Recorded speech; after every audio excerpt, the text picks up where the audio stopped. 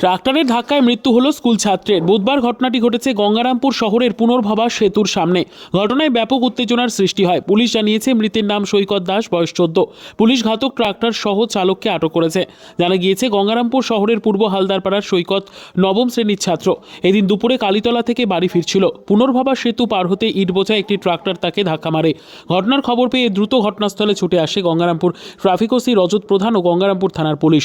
তড়িঘড়ি নাবালককে উদ্ধার করে নিয়ে গঙ্গারামপুর সুপার স্পেশালিটি হাসপাতালে নিয়ে গেলে চিকিৎসকরা মৃত বলে জানিয়ে দেয়। ঘটনার খবর পেয়ে ছুটে আসে বিজেপি বিধায়ক সত্যেন্দ্রনাথ রায়।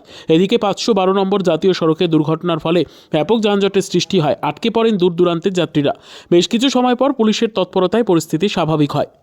ঘটনা হচ্ছে আমরা নিচে দাঁড়িয়েছিলাম, উপরে গিয়ে দেখি হঠাৎ করে একটা আওয়াজ পেলাম। উপরে দৌড়ে গিয়ে দেখি একটা ছেলে স্পট ডেড হয়ে আছে। কিসের সাথে লেগেছে কি জানতে পারছেন, মানে কোন গাড়ির সঙ্গে? একটা ট্রাক্টর ছিল, ট্রাক্টরটা পরে গিয়ে আমরা ধরেছি। আর ছেলেটা আমাদের এই লোকালির ছেলে, পাড়ারই, আমাদের 5 নম্বর ওয়ার্ডেরই ছেলে। কি মনে করছেন, বেপরোয়াভাবে ট্রাক্টর চলাচল করছিল? বেপরোয়াভাবে চলাচল করছে, আর জ্যামের জন্য প্রচন্ড জ্যাম। ট্রাক্টরটাও একটু স্পিডে ছিল যদিও। ট্রাক্টরে ইট বোঝাই ছিল। ছেলেটা কি রাস্তা পারাবার হচ্ছিল বা এরকম কিছু? না, সাইড দিয়ে যাচ্ছিল ছেলেটা কালীতলায় পুজো হচ্ছে, পুজোর ওখানে যাচ্ছে, সাইড দিয়ে যাচ্ছিল।